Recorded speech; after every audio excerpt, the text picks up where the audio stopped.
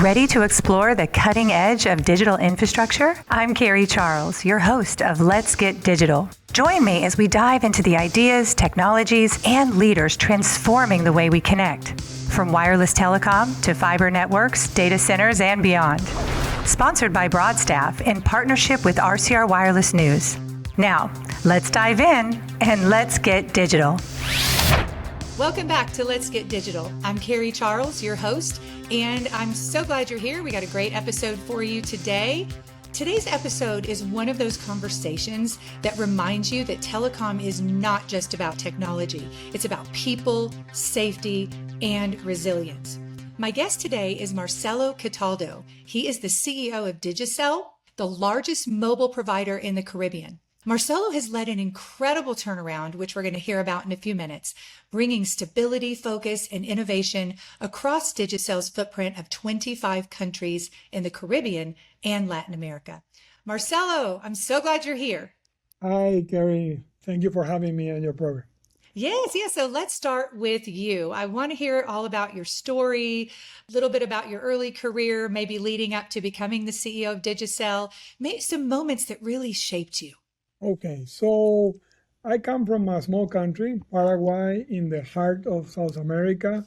I grew up there, studied there, did my technology. I come from which my current business friends will say from the dark side, because I come from the technology side, depending on the way that you look at it. So I developed a long-time career at the beginning on technology, getting into servers, databases, hardware, etc. But then I saw an opportunity of contributing to the business. This is where I moved to the commercial area. My biggest tenure on telecom ended in 2024 to join Digicel in Millicom. With Millicom, I work in my country, Paraguay. Then I work at the headquarters in Miami. And finally, being the CEO of the biggest operation for them in Colombia for 7 years before taking this nice challenge here in the Caribbean region. It's been a long ride. The gray hair cannot hide my years of experience, but fantastic. Focus in Latin America. I work in Europe, though, because at one point in time in my career, I worked in finance. Yes. So a little bit of Europe, but my main focus is our region here, Latin America and the Caribbean region. So tell me about Digicel. Well, I joined Digicel May 2024. The company has just finished a restructuring. So it was kind of a reborn. Digicel will make this year, you mentioned 25 countries. We will make this year 25 years. We started here in Jamaica. I'm here at our headquarters in Jamaica. And we started 25 years ago, a nice history. But the company faces some financial challenges that ended up with a change of owner and a complete restructure at the end of 2023. When I joined, the main focus was, as you mentioned, to turn around the company, put the company back on track, processes, procedures, operating model, everything that we can, talk about it during the interview. And obviously putting it in the right track on the financial area. Even though the restructuring gave us a new capital structure, it was very, very tight for us and we need to invest. So that was our starting point in May 2024. So May 2024 to where we are today, in 2026. I mean, that's a short amount of time. So I am dying to know how you did it. How did you execute the turnaround? Well, it was a very intense period because if you think of, we faced the refinancing that we did very successful July last year. So a year into the job, we were already refinancing $2.7 billion. We faced 2 hurricanes, one in 2025, Beryl, and Melissa in 2026. And here we are producing strong results and strong numbers and growing in our region. How we did that? There are, I would say, 3 elements of it, right? The first one is to define a clear vision of what you want to do. We are a telco operator. Typically of a telco operator is a process of trying to get revenue from other businesses, adjacencies, content, mobile financial services. And this company unsuccessfully tried that. So our main focus was to focus on our portfolio, mobile, fixed to the home, ICT services to our corporate and government partners. So that's number one. Second, the operational model to deliver on that strategy. The operational model, this was a very heavy headquarter-led company. you cannot drive 25 companies from the headquarters. So we changed the operational model to give more autonomy, more authority, more capabilities to the markets.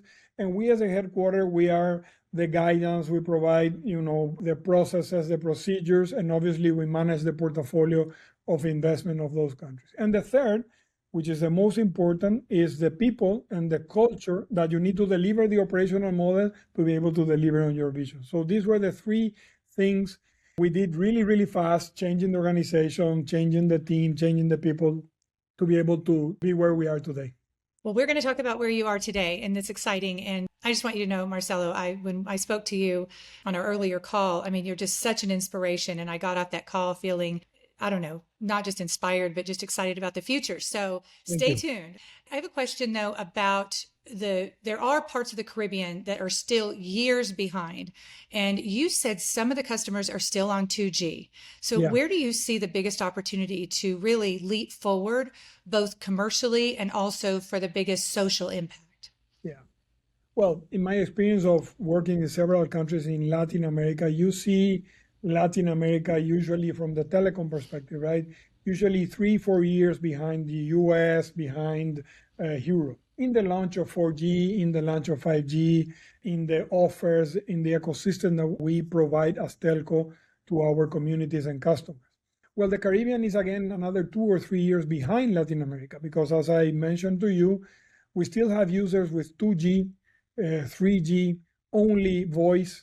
So to your question, the main opportunity on the mobile ecosystem is to provide the data capability, to evolve them into this digital journey, for them to use their bank over the phone, for them to communicate, work, and study over the phone or a connection at home. This is still in some of our countries at very early stages, and this is the opportunity for us from the business perspective. And from the connectivity at home, a penetration of connectivity at home is less than 50% compared to 95% that you can have in Europe, in the US, and even in some countries in Latin America.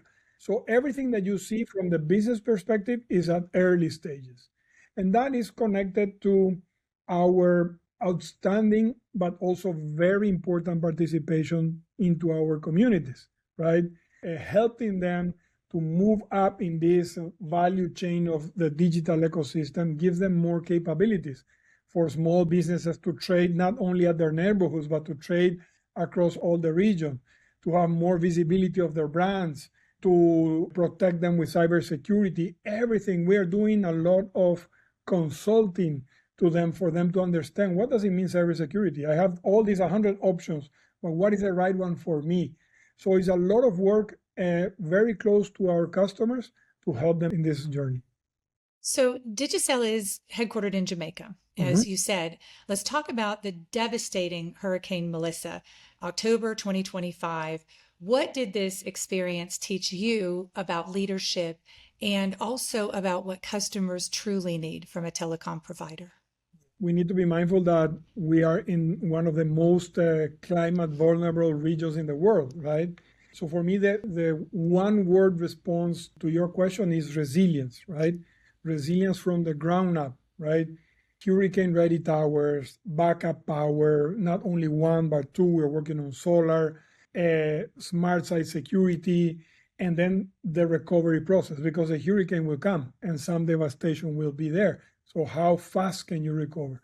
My experience in Digicel was very interesting because I joined in May, and then in July we got buried. So I was not even sitting in my chair and I already got a hurricane. But I was amazed how prepared Digicel is for these natural disasters, right? Usually around April, May, we start retraining our team, communicating extensively in the TVs in the office, in emails, in conference calls, to remember how to react in a hurricane. What are the things that we need? Obviously, preparation is the name of the game. Fuel, because obviously when electricity goes down, you need to use alternative energy. Solar, we are implementing a lot of solar, but mainly is fuel. So where do you have the fuel? How much fuel do you have already in the countries based on the predictions of the hurricane? We are master on weather forecasting. And then spare parts, and then the team's ready. Once you have the all clear from the government of that specific country or island, you go and recover. So Melissa is a clear example of that. After 3-4 days, right after the hurricane, we already have assessed 100% of our network. Wow. And in 2 weeks, we recovered 50%, and in 8 weeks, we were at 99% of recovery, with That's the biggest amazing. hurricane that the Atlantic region faced in the last 100 years that went through Jamaica. We're not 100% yet, but we are in that process of recovery. And the additional element, which is also very important, is to help the communities to recover. The third day after the hurricane, we were in the streets. We were to Black River, to St. Elizabeth, the areas that were more impacted by the hurricane. We already delivered 15,000 care packages, food, hygienic, essential needs. You come here to the office, usually Wednesday and Thursday we're doing now, you see a couple of vans full of care packages. We're going to this area, all volunteers, all employees from different areas, just going, showing up, because it's not only about recovering what is our service, but it's also helping the communities to catch up after this devastating event. So you operate across 25 different countries. You've navigated hurricanes, government instability, economic pressure. How do you balance that resilience that you talk about and rebuilding, which you've had to do since 2024, with growth and transformation? Yeah, that's a great one, Gary. It's all about managing your OPEX and CAPEX with very structured frameworks. Obviously, priorities based on the last hurricane and based off what we have discussed with insurance, etc. We have these 3-4 weak spots. So there's where we need to emphasize our CAPEX. And also on the business side, right? Remember, telecom is an industry that is 50 years old. We made 25, right? In Latin America, the companies are making 30, 32 years old. So it's 50 years old. In 50 years, this industry went from 0 penetration to 150% penetration. In our markets, because of prepaid, it's very typical to have 120, 130% penetration because people have dual SIMs to just look at the offers every day, right? So that extensive growth demanded from our companies a lot of CAPEX to invest, but now is a saturated industry, like any other industry that we can think of. The finance industry, FMCG industry. So now it's all about selecting the projects, selecting the investments for us to get the return to our shareholders. So in that balance, the equation that is a little bit different that we have here is what you mentioned, Gary, is to have also the resilient part, right? We have some towers down. For this hurricane, we have like 30. Okay, how can we build it better to hold a Category 5 hurricane? So you take the opportunity of doing that. We're investing in solar because traditionally you have the grid, then the grid goes out, then you have generators with fuel, then you have the batteries, and then you're off. We add a third one, which is solar. We have a lot of places, the critical ones, and we're building and rolling out here in Jamaica, Barbados, Haiti, a lot of solar to have even a more resilient network from the capacity of energy perspective, right? So to your question is balancing the two, but being mindful that every hurricane is a learning for us to be even more resilient every day. Also across those 25 countries, there's 25 different cultures and markets, and it's so diverse. How are you finding and developing local talent? I mean, how is that working out for you? That is really amazing. And I have to confess, to join Digicel, I read 2 or 3 books about the Caribbean history to understand the history of the region, because I faced that myself, right? I am from Paraguay, and when I was working in Europe or any other place, they say, oh, you are from Uruguay. No, it's Paraguay. So people tend to think that all the Latin America countries are the same, and we tend to think that the Caribbean region is all the same, and it's not. There is difference on the accent, even so languages. Here in our region, our countries, they speak Dutch, French, English, and Spanish, plus the local dialects that each of the islands have. You have Papiamento in Curacao, which is kind of a broken Spanish. You have Patois here in Jamaica, because these were the languages that in the time of slavery, the local population found the way to communicate without the other people understanding what they were talking about, right? So it is amazing, the cultural differences, but again, the cultural ecosystem that we have, it is amazing. And we are betting on our talent. This is about also my vision of building a future capable Digicel. It's not only to face a hurricane, a natural disaster, or to face a challenging financial situation at one point in time, but it's also to give the opportunity to our local talents that are now being promoted into different areas. We have CEOs that I have promoted. First time CEO in ABC, Aruba, Bonaire, Curacao, is Julius, coming from the technical area, 23 years in the company. In the Southwest Indies, St. Lucia, Grenadines, St. Vincent, we have Joel also being promoted from being a CFO of the region, a Trinidadian. So the idea is to give opportunity to the local talent. Our local talent have the capability, the willingness, and the eagerness to conquer the market, but in a structured way. So we build everything that you can imagine in culture and talent, bands of salaries, talent planning, talent mapping our top 100, our top 200, for us to give them clarity. Okay, if you're in this position, you can go here, here, and here. And obviously, there is also a nice challenge to move around the island. So it's all about betting on our talent, training them to be able to give them the opportunity of growing within the company. Now, are all of those structures the same among the 25 different markets, or are they different? Like the career pathing and everything you just mentioned, is it built specifically for that market? It is very different because I'll give you the two extreme examples, right? We have in Haiti over 1,000 employees. We serve a population of 11, 12 million inhabitants, but we also operate in Montserrat, where we have 7 employees and the population is 4,000 people. So one key element for us in this operational framework that I explained to you is what are the things that we can capture more efficiency and synergy by doing it at the group on an operational basis, and what are the things that we can rely on the market. Certainly the customer facing, selling, the service in the premises of our customers, this is 100% in the market. But the big countries, for example, they will have their own finance team. Montserrat does not have a finance team. We provide them the support. So it's a lot of balance depending on the size and also depending on the ecosystem of the economy. Let me give you, again, two extreme situations. Bermuda. The GDP per capita in Bermuda is $120,000 a year. Haiti is $2,000 a year.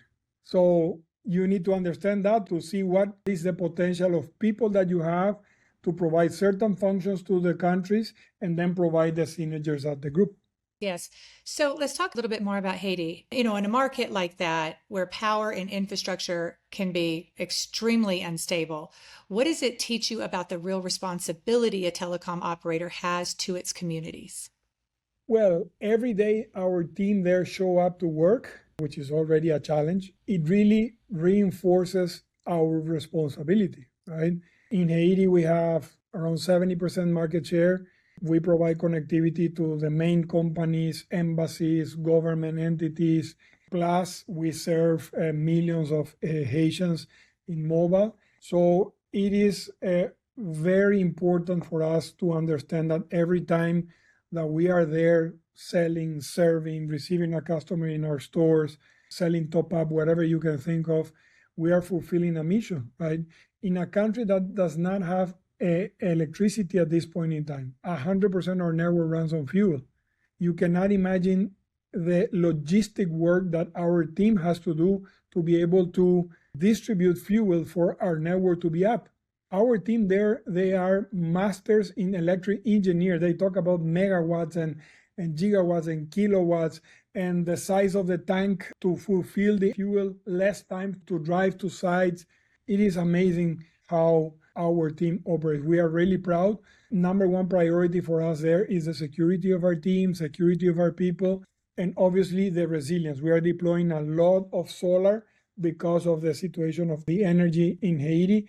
And again, really, really proud of the work. We also have our foundation there, so we also help the community, especially on education, and work very close to them. Everybody relies on our network to work, to study. People have moved, because of the situation of Haiti. 1.5 million people have moved across the country. That defied us in moving our network, if I can say, to be able to adapt to the new regions or to the capacity constraints that we suddenly have, because in our neighborhood, there were very few people and suddenly there's a lot of people. So it's a lot of elements that you have to think every day there, and really proud of the Digicel team delivering this every day. How are you using AI at Digicel? Well, we started discussing AI. That's a great question, Gary, because it's a new thing. We are a technology company. AI is a new thing in technology. Usually in these elements, you tend to fall into a trap, which is to do AI for everything, right? Let's use, and I'm not saying that this is not a good tool, right? Let's put the Copilot license in all the emails for everybody to use Copilot. And at the end, you end up spending a money that does not have a return for the company. So the way we approach our tagline, our strategy is everything that has an improvement for us. And an improvement could be less cost, more revenue, or also some efficiencies in other matters. Some examples, we had our AI agent, it's called Ruby. It was chat, right? The typical bot that deflects some question and then you end up with a person chatting. Now Ruby is powered by AI and is deflecting 60, even 70% of the calls just by pushing that. We are now enhancing Ruby to have voice. So we tried a few weeks back and is also learning patois very, very quickly. So on the customer service, there is a big opportunity. Then there are a lot of opportunities. Another example, sales teams in the B2B ecosystem, right? I have a portfolio of 100 customers. Sometimes it's very difficult as a salesperson to follow up. When did I last call Kerry's company to offer something? Or when did I follow up with Kerry's company after presenting the offer? There are some AI tools connected to our sales ecosystem that is prompting, hey, don't forget to call this person, don't forget to do that. If they rejected this offer, maybe this is the way to do the offer. So in all the areas that you see opportunities, obviously on network maintenance, proactivity of network maintenance, analysis of traffic. So we are having now, I would say 50, 60 cases of AI, understanding and looking at it, but being very conscious of the cost and the effort to implement to get something for us or for our customers. So looking ahead, how do you think climate change will reshape telecom infrastructure on a global level? And what should operators be doing now to prepare? Well, I think as we discussed on the experience that we face here, resilience is number one. Sometimes means a little bit more of investment, but then after a hurricane, if I recover, or say whatever, 2 days before my competitor, I have even a business opportunity, obviously in a very sensitive and difficult situation, but the people, they want to communicate, right? One of the first things that we do is after a hurricane, we reach to all our employees and we make sure that everybody's accounted for. Because of the damage and the devastation that we have in that area, it took us a few days for us to reach out to them. We have to physically go there. Maybe they were not at their houses because the house is completely gone. So they went to their parents, their friends. So there is where you see how relevant telecommunications is for our lives, right? We talk about the digital journey and using your bank. Just sending a simple text or saying, hey, I'm fine, makes a lot of a difference, right? So for me, this commitment to resilience and understanding the alternatives that you may have in your markets to make your network more resilient is a key element that will make a difference. Obviously, to seek a business opportunity, some businesses are now engaging with us to do business because they saw that our network was more resilient in their areas in the region, but also to fulfill this social responsibility that we have as telco operators. So you're managing so many different moving parts, but I'm questioning, how do you build resilient teams? How do you build resilient leaders? Let's look at it from the people aspect, right? And you as a leader, as an exceptional leader, how have you done that? I would say the first thing for our employees and for the leaders is clear and open communication, right? In this new Digicel, we are doing that across everything. For example, we're not public, right? But we're having quarterly calls with our investors.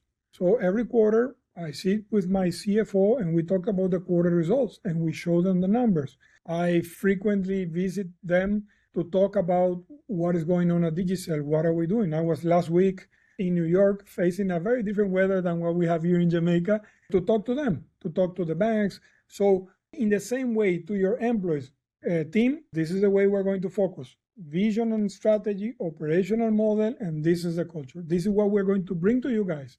Talent planning, talent mapping, training, etc., etc. This is what we expect from you. So being very clear on the communication and being consistent in the communication, which is something that Digicel also lacked a little bit on the past, trying to do different businesses, etc. That gives a very solid foundation for our leaders, because then our leaders, their teams, in their groups, in their interactions, they can just build on that communication. What are the business that we're doing? We're doing mobile, we're doing fixed to the home, and we're doing B2B services, ICT and connectivity. Very, very simple. So you start narrowing the discussions, and then you start being clear on the objectives. Okay, this is the value of the company today. This is the value that we need to produce. This is the way we're going to do it. And also with accountability. It's not us from the group dictating everything. I can't know more than Stephen in Jamaica. I can't know more than Peter in Trinidad. They know their markets. So everything that we work, we try to build bottom up with the framework that we have built, of course.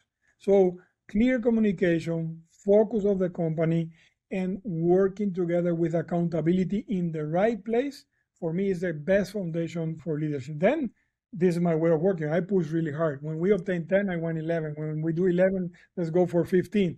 That's part of the DNA that we are imprinting here in Digicel. Ruthless execution, push, push, push. But if everything is clear, you know that you're going to discuss. When you get into a meeting, you know that you're not going to get trapped on a discussion that is very different from everything that we have discussed. These are the 10 things. So communication, focus, and accountability are the foundations for our leaders. Last question, Marcelo. What inspires you? That's a great one. I would say from the business perspective, I did turnaround like this one. I did transformation and I did growth. For me, these different ecosystems and different challenges are always putting my mind to work, and having discussions with my team is something that really inspires me. For me, coming every day to do the same is something that I would be very difficult for me to do. I said to my investors, having 25 countries is like having 25 children. You show up, one is sick, the other one didn't pass the school, the other one broke with a girlfriend, whatever. You have to face and manage 25 very, very different countries every day. So on the professional side, I would say it inspires me to be challenged every day.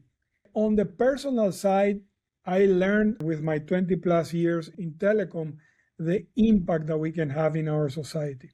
Right? Give me already goosebumps, because you see how relevant is your service to fulfill any basic needs today to our community, especially in communities in my region. I am from this region.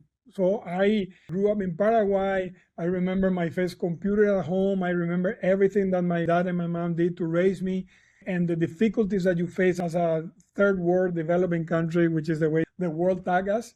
So being able to help our society to grow, to be better, to evolve, is something that really fulfills me on the personal side. Marcelo, thank you so much. This has been fantastic. Again, thank you for inspiring us.